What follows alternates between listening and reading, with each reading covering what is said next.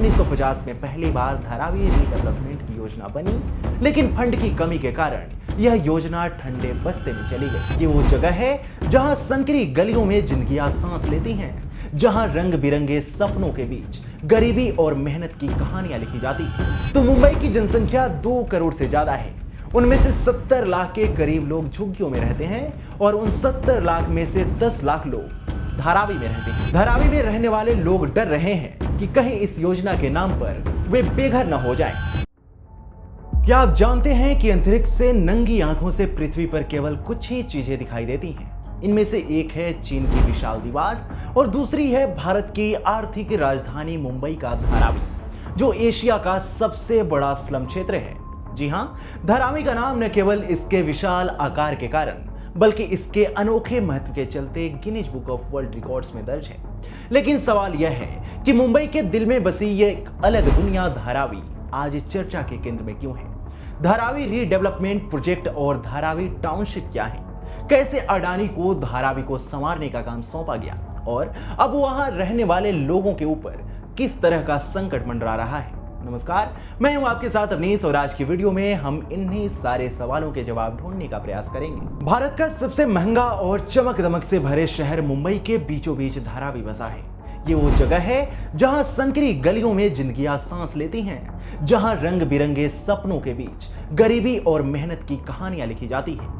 धारावी की इन गलियों को आपने बॉलीवुड की कई फिल्मों में देखा होगा, जैसे स्लम डॉग मिलेनियर में इसकी जीवंतता और चुनौतियों को बखूबी दिखाया गया है। लेकिन धारावी सिर्फ एक स्लम नहीं है, यह एक ऐसा मिनी इंडिया है जहां हर धर्म, हर जाति, हर प्रांत के लोग एक दूसरे के साथ रहते हैं, एक दूसरे के साथ कंधे से कंधा मिलाकर अपने सपनों को साकार करने की जद्दोजहद करते हैं। धारावी की कहानी शुरू होती है 19वीं सदी से, जब ब्रिटिश शासकों ने 1884 में इसे बसाना शुरू किया था। उस समय मुंबई में औद्योगिकरण की लहर तेज थी। 1850 के दशक में मुंबई में कई कारखाने स्थापित किए गए, जिससे प्रदूषण बढ़ने लगा। इसके समाधान के लिए 1883 में अधिकांश कारखानों को शहर के बाहरी इलाके यानी धारावी में स्थानांतरित किया गया। इन कारखानों में काम करने के लिए ग्रामीण भारत से हजारों लोग मुंबई पहुंचे। धीरे धीरे ये मजदूर और उनके परिवार धारावी में बसने लगे। इस तरह जल्द ही धारावी एक औद्योगिक और आवासीय केंद्र के रूप में उभरने लगा।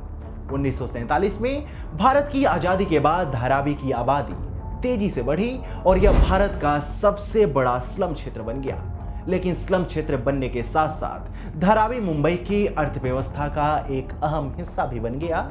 यहाँ चमड़ा, कपड़ा, मिट्टी के बर्तन और छोटे मोटे उद्योगों ने जन्म लिया, जो आज भी धारावी की पहचान है।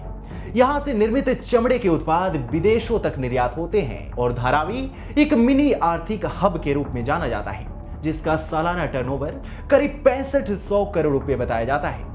पिछले कई दशकों से धारावी के पुनर्विकास की बातें होती रही हैं। हर बार चुनावी मौसम में धारावी के विकास के वादे गूंजते हैं, लेकिन जैसे ही चुनाव खत्म होते हैं, ये वादे हवा में गायब हो जाते हैं। 1950 में पहली बार धारावी रीडेवलपमेंट की योजना बनी, लेकिन फंड की कमी के कारण यह योजना ठंडे बस्ते में चली गई। 1960 में धारावी कोऑपरेटिव हाउसिंग सोसाइटी की स्थापना हुई और कांग्रेस नेता एमबी दुरेस्वामी ने 338 फ्लैट्स और 97 दुकानों के साथ डॉक्टर बालिगा नगर की नींव रखी। लेकिन जल्द ही यह प्रयास भी ठप पड़ गया। 1997 में एक बार फिर धारावी के पुनर्विकास की बात उठी। 2004 में इसके लिए 5000 करोड़ रुपए का बजट तैयार किया गया, लेकिन 2009 में जब बोली लगाने का समय आया तो कोई डेवलपर सामने नहीं आया। डेवलपर्स को लगता था कि यह प्रोजेक्ट जोखिम भरा है और इसमें मुनाफा कम है। साल 2016 में Maharashtra housing and area development authority ने इस प्रोजेक्ट को नए सिरे से शुरू करने की कोशिश की। धारावी को 5 हिस्सों में बांटा गया और अलग अलग डेवलपर्स से बोली मांगी गई, लेकिन इस बार भी कोई बोली लगाने नहीं आया। 2018 में धारावी के विकास के लिए सेकलिंक टेक्नोलॉजी कॉर्पोरेशन ने 7200 करोड़ रुपए की बोली लगाई, लेकिन रेलवे की 45 एकड़ जमीन के विवाद के कारण यह प्रोजेक्ट फिर से रुक गया। आखिरकार 2022 में धारावी रीडेवलपमेंट प्रोजेक्ट को नए सिरे से शुरू किया गया और 2023 में अडानी प्रॉपर्टीज प्राइवेट लिमिटेड ने 5069 करोड़ रुपए की बोली जीतकर इस प्रोजेक्ट को अपने नाम कर लिया। लेकिन धारावी टाउनशिप प्रोजेक्ट का सपना जितना बड़ा है, उतनी ही बड़ी चुनौतियां इस प्रोजेक्ट को पूरा करने में हैं। इस प्रोजेक्ट का लक्ष्य धारावी की 600 एकड़ की झुग्गियों को एक आधुनिक टाउनशिप में बदलना है, जिसमें घर, स्कूल, अस्पताल, मॉल और अन्य सुविधाएं होंगी। लेकिन विडंबना यह है कि यह टाउनशिप केवल 296 एकड़ जमीन पर बनाई जाएगी। बाकी के 294 एकड़ जमीन का क्या होगा, यह अभी साफ नहीं है। इस प्रोजेक्ट में महाराष्ट्र सरकार का 20% और अडानी ग्रुप का 80% योगदान है। इस प्रोजेक्ट के तहत कुछ नियम भी बनाए गए हैं। यह कहा गया है कि जो लोग 1 जनवरी 2000 से पहले से धारावी में रह रहे हैं, उन्हें 350 वर्ग फीट का पक्का मकान मुफ्त दिया जाएगा। वहीं 2000 से 2011 के बीच धारावी में आए लोगों को प्रधानमंत्री आवास योजना के तहत घर मिलेगा।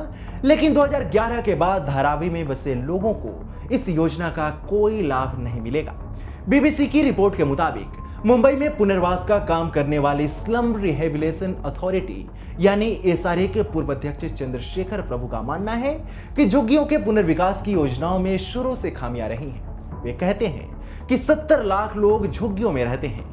मुंबई की बनावट ऐसी है कि पक्के घर की मांग हमेशा बनी रहती है।